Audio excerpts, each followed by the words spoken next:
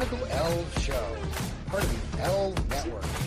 We are a bunch of wild and crazy Cleveland Browns fans, bringing you all the latest in Browns news. Tune in now.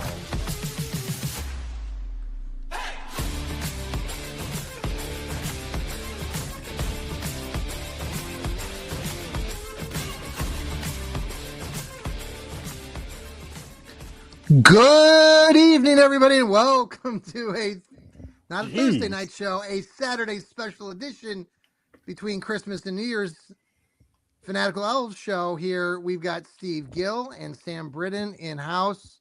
Happy holidays, boys. How are you all doing tonight? Sam, how are you doing there in Dallas, Texas? Yeah, pretty good. We had a great Christmas, a high of 80 degrees, nothing crazy. It's 80 again today, and it's going to drop to like 40 degrees in a few days. I should see the full forecast. But yeah, it was a very warm Christmas. Had to turn the air conditioner on. It'll be 48 degrees on Monday.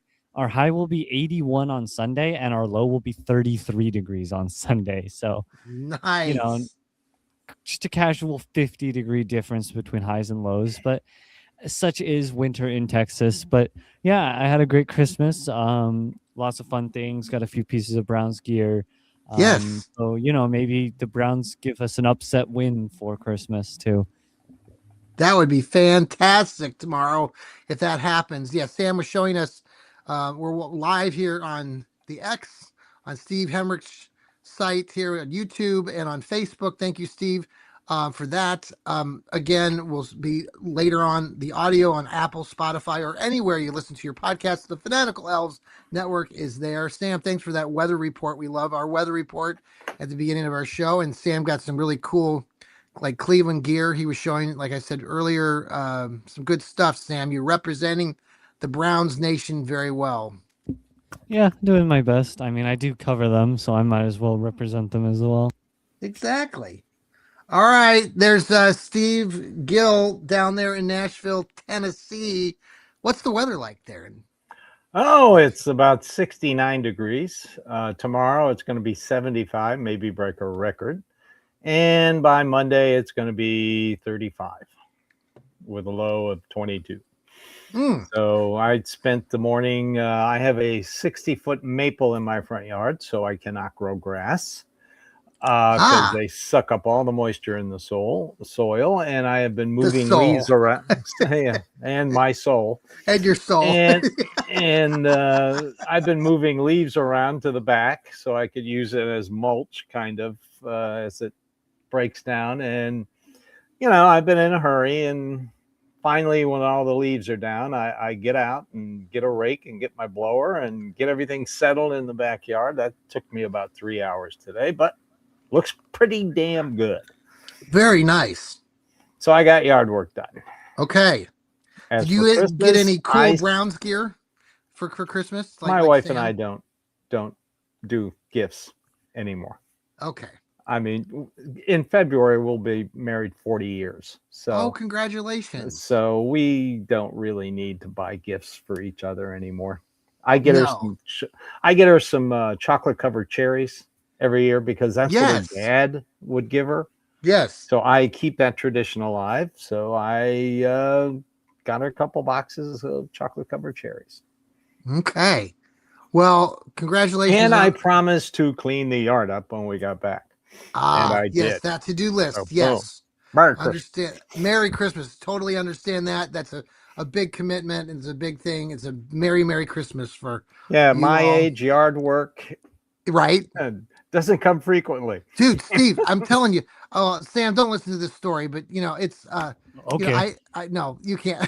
So it's the day, twas the night before Christmas, as Johnny Cleveland here is trying to wrap presents and get everything in order.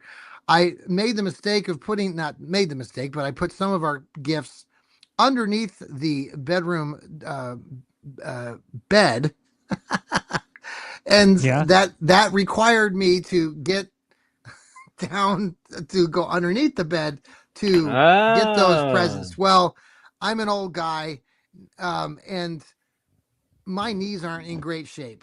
And let me tell you, that was one hell of a feat to try to get up off the ground after getting the gifts. So I don't want to do that Sam, again. when you get old and you drop something and it rolls underneath something else, you have to make the critical decision: is that really important Oh, right trust me, now? I see my parents do it. You know, they drop something, and I'm Oh, like, "Yep." thanks. That makes both John and I feel a lot better. Well, I go down and help them because like Yes. they keep a bunch of soda under the When, water when- bottles under the bed, and so I'm always the one to help go and retrieve it. that's Doing my part. fantastic. When you stand up, it's a feat of accomplishment. We just Oh yeah. yeah. The other day, about a week and a half ago, my wife and I purchased this large new fish aquarium, 55-gallon aquarium, and we got it into the house. It's an all glass aquarium, and it was pretty hefty, and it took all of our might to get it up and into this really nice stand that we bought with it. But let me tell you, I think my arm, I think I pulled a muscle, Steve, in my one arm from lifting this beast of an aquarium up. So Yeah, those aquariums get heavy. Right. And then they say that you fill them up, and it says it's going to be like, what is it, 700 pounds or something now with all the water in it? It's unbelievable how heavy that water gets. I'm like, well, honey, we're not moving this anymore. We better get it in the right position. So.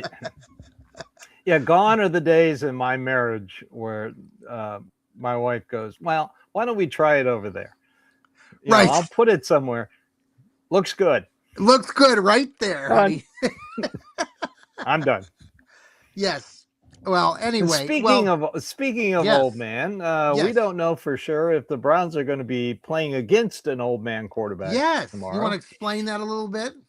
Well, tonight, of course, Green Bay, Baltimore. If Green Bay wins and Baltimore loses, the Steelers clinch the AFC North, and Mike Tomlin has already hinted that he will hold players out if that happens. Okay. And hopefully it'll be Aaron Rodgers will be on the bench, and our favorite potty mouth quarterback, Mason Rudolph, will be starting against Myles Garrett.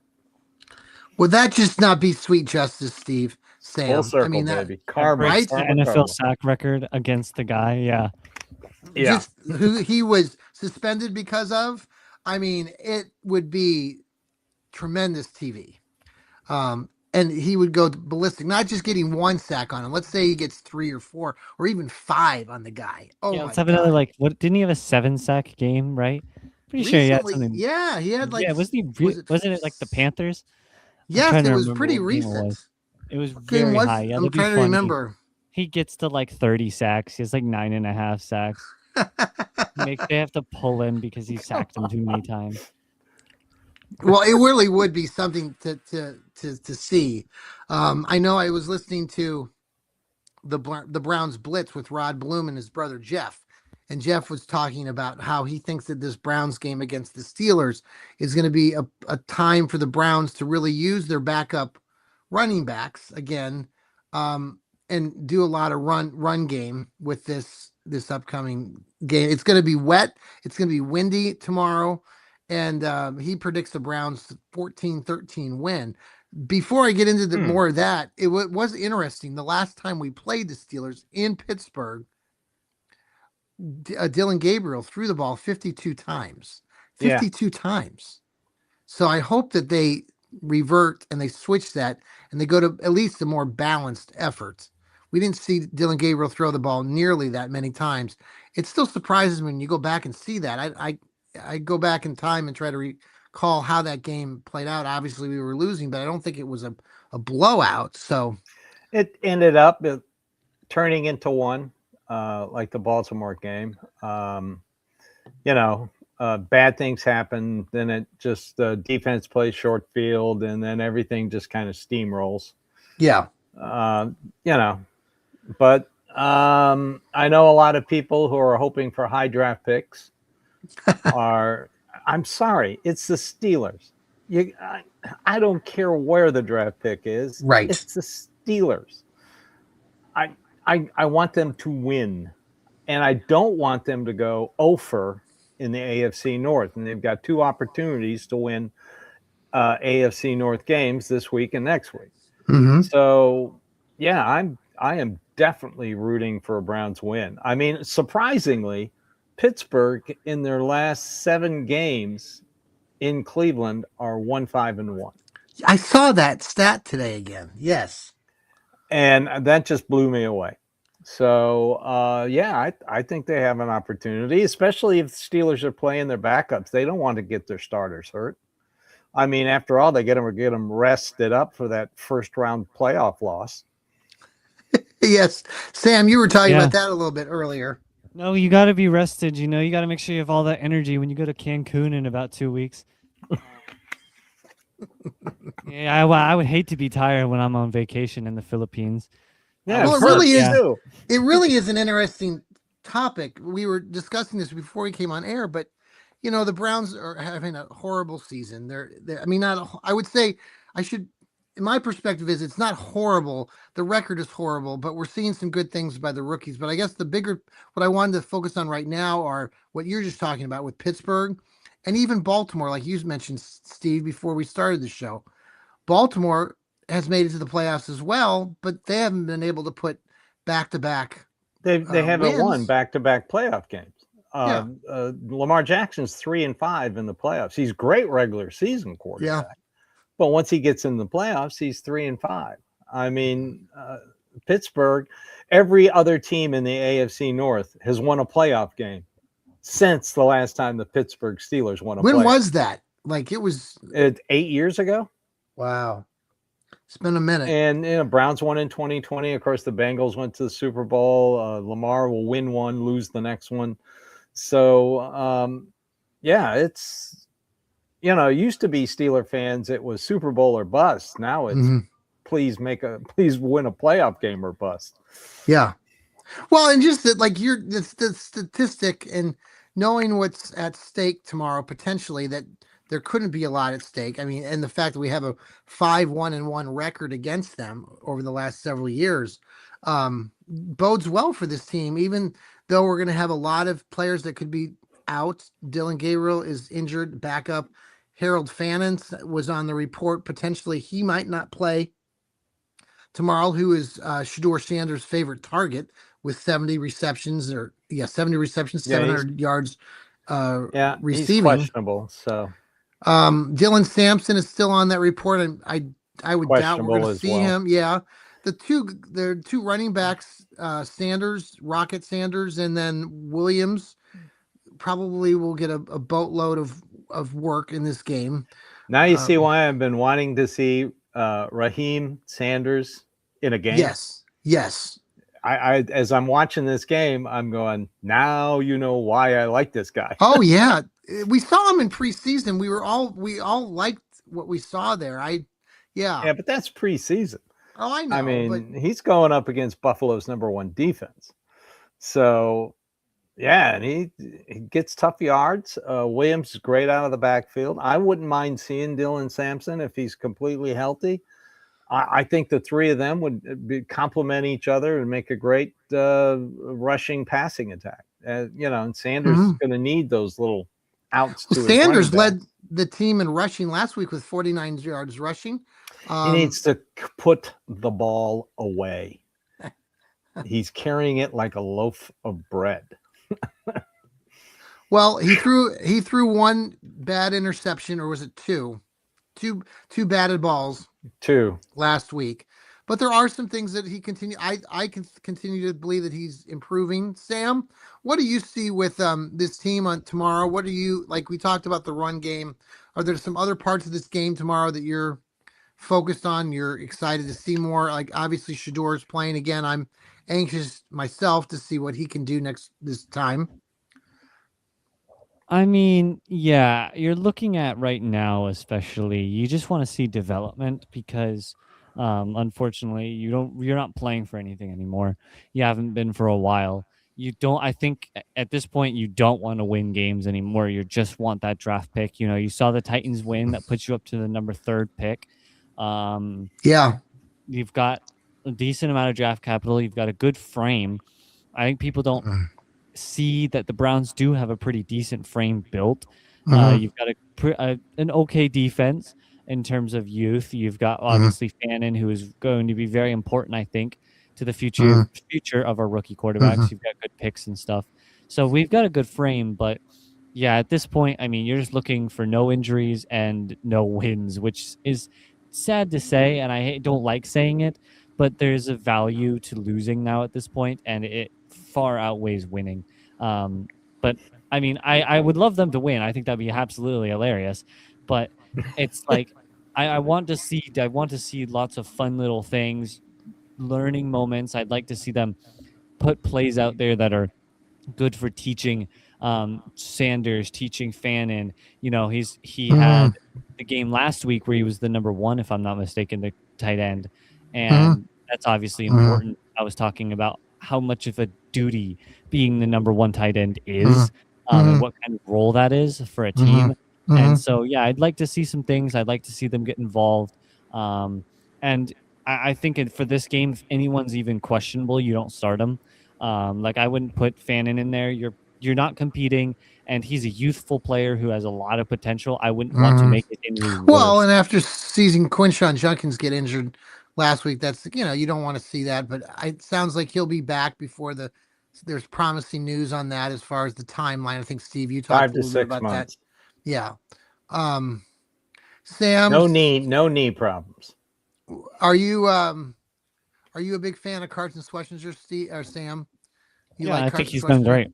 147 tackles. Yeah, he's been impressive. I think he will win the Defensive Rookie of the Year. It's going to be competitive because, again, that Seattle guy has been doing a lot of crazy stuff. But no, I think he's got the Defensive Rookie of the Year in his hand. And Mason Graham hasn't been terrible. He's been quiet, but he hasn't been bad at all.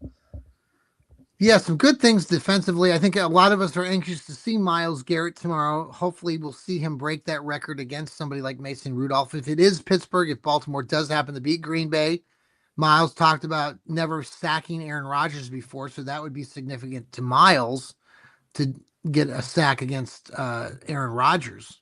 And by the way, Pittsburgh is really, like, Aaron Rodgers has really taken off a little bit here. They've won 3 in a row. He's got the troops. The guy, when I listening to Joel K the other day with his show, What the Elf Was That? Tune into that. His friend Mike was on the show, who's a Pittsburgh fan, and Mike was really talking about Aaron Rodgers and how he seems like he's really rallied the troops. He's using a lot of that experience, coaching almost like a coach and getting these guys squared away. So, does that mean Steelers are going to win more than one game in the playoffs? No. So let's, okay, let's pause here for a quick commercial break. We're about 20 minutes into our show tonight. It's a special Saturday evening of our Fanatical Elfz show. We'll be right back. We are back here. Thanks. A shout out to Hemisphere Coffee Roasters. They shake the hand of the farmer. Check out on our X page. There's a link there. You can buy some coffee. It's 15% of that goes back here to our Fanatical Elfz network. I did reach out to them. I've not heard back to them over the holidays, so I'm trying to get you guys, the listeners, a discount on your coffee when you go to purchase Hemisphere Coffee Roasters. So we'll keep you need posted. to ask me if I can become a spokesperson too. Yes. I got all the little plugins whenever I do my thing. Yeah, great coffee. Definitely recommend buying it if anyone's interested. So this game going some of the storylines the last couple days, besides Shedeur, has been Kevin Stefanski and Andrew Berry again. And just, with the season and the record that they're at, folks are eager to see what the Browns do. I think those of you here think, for the most part, tell me if I'm wrong, but you think that, Stefanski will get another start at next season. Despite the poor record, I'm kind of wishy-washy. I said the other day that I'm done with him. When I was talking to Joel and his colleague Mike, he gets a big lump of coal for me for Christmas. But Steve, you're more, you feel like he's going to be coming back. He's going to give another opportunity. Well, I think this week when Joel Bitonio talked about it, of course, over on Grossi on the RBS, poo-pooed it. Really? Yeah, here they all season long, they're like, well, we don't know what's going on in the locker room. We don't hear from the players about what's going on in the locker room. Then a player who's considered a team captain comes out and says all that, and then they go, well, what does he know? I didn't see that rebuttal from Tony Grossi. I did see it was yesterday. I listened because I wanted to hear if they were going to bring up what Bitonio said. Yeah, he did. And they did. And he goes, well, it's just one player. You know, what is he? He doesn't know the whole locker room. You know, if 10 players came out, Grossi would go, well, it's only 10 players and they don't know what he's talking about. There's my dog. There's your dog. Ruff, ruff. But the decision rests with Jimmy Haslam. Mm-hmm. All I know is he's the one who gave Deshaun Watson the guaranteed money. Mm-hmm. You know, he was complicit in this trade along with Barry and Stefanski. Mm-hmm. But he was the one that pushed the guaranteed money. So how can you fire somebody for your own mistake? Mm-hmm. And he has admitted it. It falls on him, swing and a miss, all the big terminology that he used way long time ago, earlier in the year. You know, what he wants is, and we don't know for sure, he could come right out day after the Cincinnati game and can Stefanski. Yeah. But, you know, he wants stability. And he doesn't want to act like he's acted in the past, where it was fire a coach, fire a GM, fire a coach, fire a GM. I mean, so I think I agree with Joel Bitonio. He says he wants Stefanski here. I'm thinking Bitonio is going to come back for a year, for another year. He really sounded like it, and he loves the offensive line coach. He really does. If you get some young talent in there, you draft some guys high. You keep somebody like Joel Bitonio in there. Yeah. Yeah, you keep him. You keep a couple other guys. You keep KT Livingston as a swing tackle.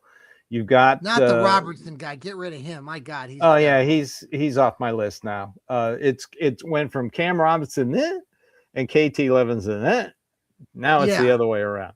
So, and the Tavon Jenkins. What do you think of him? Because he and Wyatt Teller are battling for playing time, from what you read.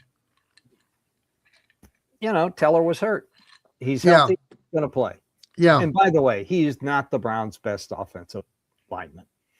Everybody keeps saying, well, Stefanski, you know, he's sitting. I mean, he's our best offensive lineman. No, he's not.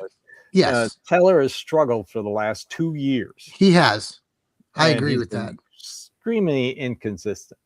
So you go out, you sign a tackle, you draft a tackle, you draft a guard. You suggested trading for one too. I thought, was that you? Yeah, don't take trades off the table. I think that's a real I think that's going to happen. I feel like Andrew Berry's known for his trades. Yes, Sam, what do you think about just all of this? Right now, Joel Bitonio, I don't know if you saw the comments, but he was very supportive of bringing Stefanski back. Are you all in on Stefanski, or do you think like he'll get fired at the end of the season? No, I think he'll stick around one more year. Okay. I think that just is what the office wants, is one more year. After that, though, I can't say he'll be around for much longer. He's got one more year. You know, he'll bring up, and I think everyone would, the fact that he has had a million quarterbacks that he's had to deal with. You know, it's still is difficult, regardless of how good or bad you've been, to deal with that many quarterbacks. But no, I think he's got one more year of lock-in. But after that, no, I think he's going to be, if he doesn't start winning. Yeah, Sam. And I guess that's part of this whole discussion with the quarterback thing, is a lot of people like to come to Stefanski's defense with the whole quarterback thing. But the whole quarterback thing, at least this season too, it was all created by the coaches and the owners, and bringing in two veterans like Joe Flacco and Kenny Pickett and drafting two quarterbacks. You created a circus to begin with.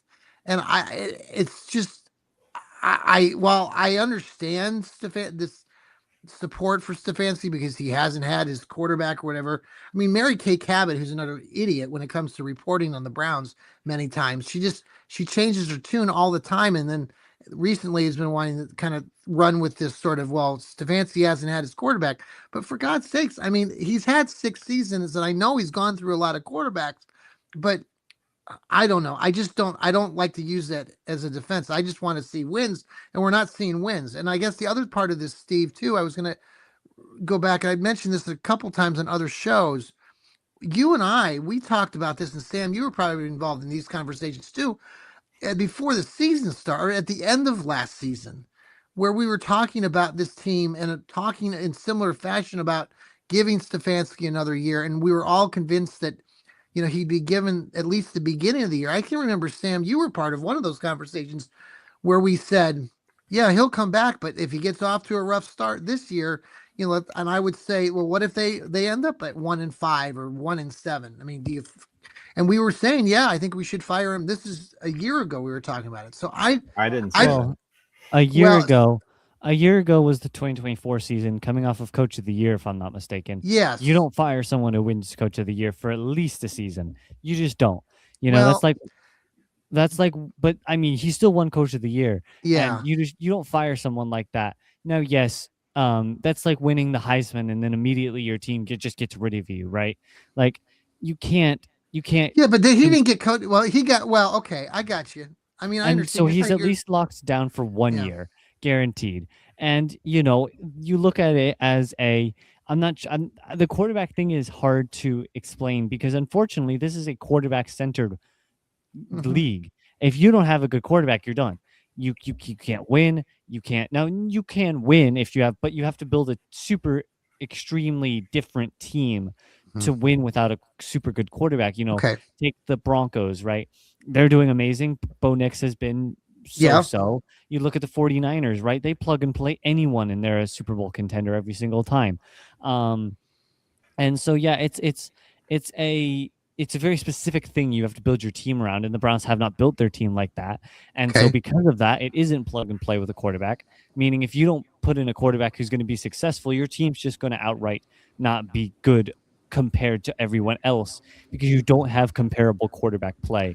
And it is very difficult to win like that. And I think that's one of the reasons a lot of coaches are fired due to having rookie quarterbacks, is because it's difficult to win when you're dealing with a new quarterback, and it's a win now league, right? Everyone wants to win. It's a business. You want to win. And if you don't win, you need to get rid of those people who are holding you back. And I don't know if Stefanski is the reason we're being totally held back from our wins. Okay. Well, let me ask. Let me take a little bit farther what Sam's saying. Are there really any franchise quarterbacks anymore? No, there isn't. Bo Nix, he's a good quarterback. Caleb Williams, he's a good quarterback. Jordan Love, they're not franchise quarterback. There is no such thing as a franchise quarterback. Going into the season, your 3 franchise quarterbacks were Pat Mahomes. Yes. They're out of the playoffs. He's hurt. Sure. Josh Allen, he's up and down. And Lamar Jackson, as we just said, he's 3-5 in the playoffs. But with that line of thinking, there really isn't a franchise quarterback anymore. Okay, now, but then getting back to what you were talking about, the last time Stefanski won the Coach of the Year, he basically won it because he won with 4 different quarterbacks. He won a game with DTR against the Steelers. He won a game with PJ Walker. He could have won a couple games with PJ Walker. So Joe Flacco comes in, and So with that line of thinking, all of that, what's making Stefanski haters' heads explode is Shedeur Sanders goes out and plays really, really well, but you got to give the credit where the credit is due, and that's the coaching staff. That's the quarterback coach, the offensive coordinator, and guess what? The head coach. Yeah. Okay, well, let me take it one step. So Let me ask you one further question then. So, if we're looking at down the line and we're in the top three, potentially maybe the top one or two, depending on what happens over the next 2 weeks, you got could be two 8, quarterbacks. You got two quarterbacks. Let's just play what maybe. you got Mendoza and maybe this Dante Moore. So there's been a lot Maybe. of conversation in Cleveland about these two guys, and do you take one of these guys over Shador? Now, I'm totally again. I want to see Shador. I'm totally behind Shador. Um, is Mendoza's there at number one, and the Browns somehow get number one? He's a 6'5", you know, big guy, kind of like a Ben Roethlisberger. He's a little thinner. He has more experience at the college level. He's had several years. Yes. Dante Moore has not. Dante Moore No. has had one successful season, and that's about it. And he's from Cleveland, but everyone's talking about it because he's a local kid. I don't care. I mean, we've had a lot of local kids run through Cleveland. That hasn't spelled success. I guess. Do you either one of you want these guys? Sam, let's start with you. First of all, I've already said to multiple people, Mendoza's out of the picture unless the Raiders win a game, which, let's be honest here, they're not going to. Giants already have their guy. Yep. It'll be Mendoza at number 2 or 1, whatever the Raiders are at. I'm not totally sure right now. Okay. But Mendoza's gone. I mean, you might as well push him out of your brain. Moore, no. You've got the 3rd overall pick in an extremely stacked draft, filled with really good talent in terms of places. Not a quarterback though. No. Yeah, but I mean, you can still. I've still said I think for the Browns and the way the quarterbacks have been working these past few years, it's better to take a 49ers route than to take a quarterback and build like a Patrick Mahomes. You take a quarterback and boom, you're successful. I think it's easier now to take a team and then insert a quarterback who's going to be okay. So that kind of gets contrary to this, what I was trying to get back at earlier, but both of you guys are saying, I understand and I agree with that assessment, but it goes away from this sort of idea that you said at earlier, Sam, at one point about how this is a quarterback driven league. I mean, it doesn't mean the quarterback driven league doesn't mean that it has to be a successful franchise quarterback. It just means that that quarterback has to be successful in the present at that time, like a Bo Nix. Just has right? to be good. That's all you need is a good quarterback. You don't need this defense would have been 10 times better if we had a quarterback that could have actually stayed on the field for more than like 2 seconds. Yeah. And again, I say it a million times, NFL is very tandem too. It's very snowbally, right? You look at the running, the passing game. You run the ball, they stack the box. You throw the ball deep, they push people back. You run the ball. Sure. It's a snowball effect, and that happens with the defense. You score, you take a longer drive. Your defense has a chance to breathe. The defensive coordinator has a I would chance say to though, Sam, I would counter some of that because I would say if you really go back and look at all these past games as the Browns team has played, I would say this season, and I'm just speaking on what I remember seeing, we have had some decent, I wouldn't say great play by the offense. Obviously, Dylan Gabriel, it was like, and even with Flacco, it was like a statue. But there have been more moments than not that I feel like this defense hasn't been on the field all the time, and there were just moments where the defense, honestly, this latter part of the season, Sam, have played like crap. They've given up huge, and that's not because the offense is playing like crap. It's because the defense has either given up or we've lost some players by injury, and we're just giving up on huge gaps in the rush game. I don't know.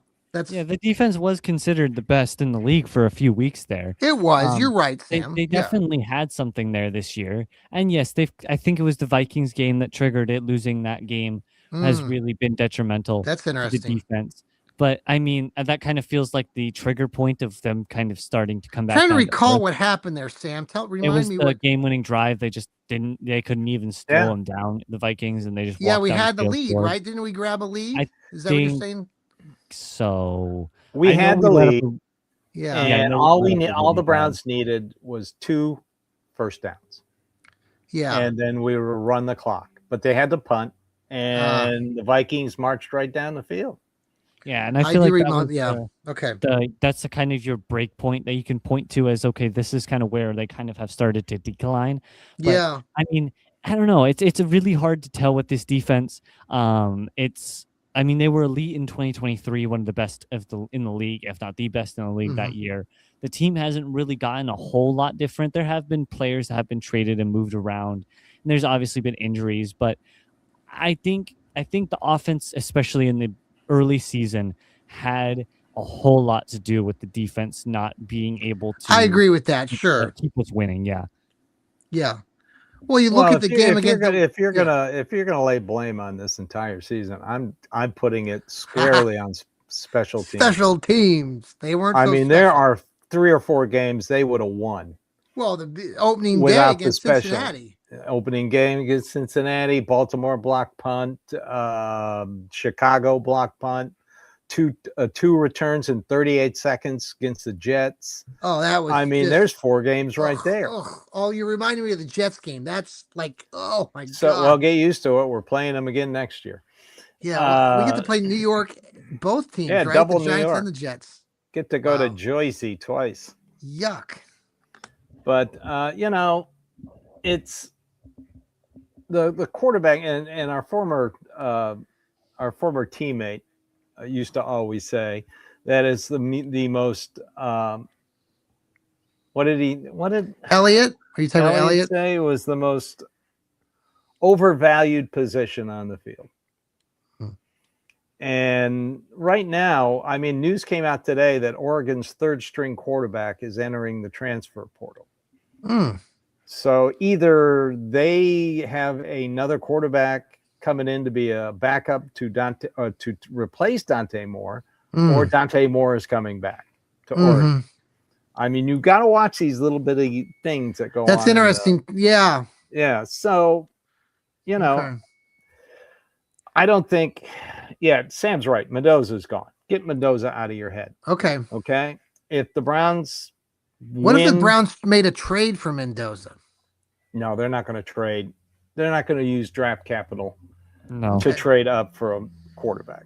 If they trade up, it's going to be that because they think someone there is super special, like a wide receiver. They're going to trade up and be like, okay, this guy right here, we cannot take any chance of losing him. That's the only Darnell Tate. Maybe, I don't know. Maybe the Browns have the scout team. We don't. They might see people that we have no idea. Oh, come on now. We're good scouts as anybody We're else. okay, yeah, but no, I mean, they've got hundreds of people daily scouting these players. So if that's the only reason you'll see them trade up is if they value someone so much they cannot physically risk losing him. Okay. Yeah, that's the only reason. But none of these quarterbacks are worth trading up. Every time I hear that and say, well, they can trade up and get their started. No, you don't want to. Sorry. The kid from Alabama, he's just like Dante Moore. This is his first year he started. So, and then after that, it's just, a roll of the dice. Who knew going into the last 2 games of the season that the best statistically, the best rookie quarterback this year would be Tyler Shuck. Right. Exactly. I was considering starting. Old man Shuck. Right. What is he? 97 years old or something? That was the big thing on him. And statistically, he is the best quarterback out of this rookie class. He is. That's an interesting. I mean, Cam Ward is up and down. Jackson Dart has 18 concussions already. So, Well, what are your final? Let's go around and talk a little bit about tomorrow's game. What are you focused on? Sam, let's start with you. Just some final thoughts on tomorrow's game, and with these 2 games, you kind of mentioned earlier you don't really want them to win, but I'd like to keep our draft spot where it is. 3 is good value, especially if you want to pull back a little bit and get some more veteran, because offensive linemen are a very undervalued position. People give them up for somewhat cheap if you get a good deal. And so if you're looking offensive lineman, drop back 10, 15 positions and get an offensive lineman or 2 to fill that out. But this game is going to be an uphill battle for sure. And I said last week Myles Garrett would break the record last week. I think he'll do it now, though, like officially. I mean, what does he need? He needs 0.5 to break 0.5 to tie. 0.1 to win. Yeah. So 1. I mean, let's be honest here. It's Myles Garrett. He's going to get a sack at some point. I think he'll get a sack. He'll break the record. But yeah, I think this game is just going to be another just kind of one you watch a little bit of and you don't really pay a whole lot of attention because the outcome isn't going to be where you want it to be. But I think the team is still fighting. I think Shadur has a good mentality to take these losses in stride. I hope. I don't know. But he seems like a pretty good kid and pretty smart kid. I think he's got the right mindset for this kind of play where, it's just loss after loss after loss. I think he's got a good spot in his head. Sam, I agree with you. It was interesting talking to my son Alec when he was here visiting just the last couple of days, because we were talking about Shador in the aspect that, some people don't, well, how, and I'm not trying to be like specific, but sometimes how Shador talks, like specifically how he talks about things, is a little different than what we've seen here in Cleveland from people that have quarterbacked before. And I think he's very philosophical. I think he's very on point. I know some of it is, he's grown up in this shadow of his father, who was a superstar in the league. But I like the things that he talks about. I like the things that he shares as far as his leadership, his ability to, and his ability to talk about things and pointing out to the local stupid media who tries to goat him into saying crap. And Shador is smart enough to say, hey, don't do that. You're trying to divide us, and we're not here to be divided. I think that that's a very good good thing for him. I hope that he can hold to that. He's not a lot of us, I don't know about you guys, but Baker Mayfield, when he was here, was very, you could read his, his anger or his frustrations, and he would let that get to him sometimes with the stupid local media that reports on him. So I'm pleased with what I see with Shador. I'm excited to see what he'll do, Sam. I think that with that mentality, I hope that he'll have continued success. Steve? I was very impressed with the fact that he did improve from the Chicago game. The two of the interceptions in that game felt the Bears disguised their defense and dropped back. He recognized that this time. So he didn't get fooled by that. He was a lot better. I think Tommy Rees called a really good game. Buffalo's like the number 3 pass defense or number 2 pass defense, and they take away everything deep. So they used calls to take what the defense gave them. My only problem with Mr. Sanders is late in the game, when you don't want him to take a sack, he takes a sack. Yeah, he needs to get that out of his system, and sack 94 times in college will tend to do that. So I want to see improvement on him. I want to see Miles break the sack record against Mason Rudolph. That would make me very, very happy. I wonder if they'll turn all the microphones off so Mason Rudolph can get it out of his system, and then they'll turn it back on again. Amazing, to this day, no sound has come from that incident. I'm sorry. I mean, TMZ, where the hell are you? Right. But I want to see the Browns win.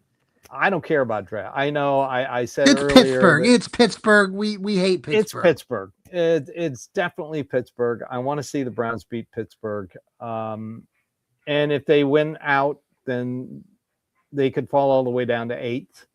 But they could still have a top 5 pick. I think a top 5 pick, get a win against Pittsburgh, maybe even get a win against Cincinnati.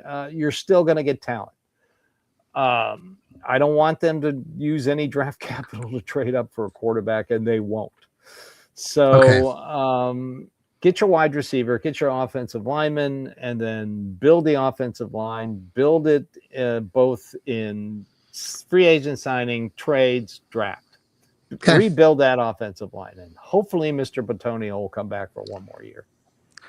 The game and tomorrow. They're going to have plenty of money.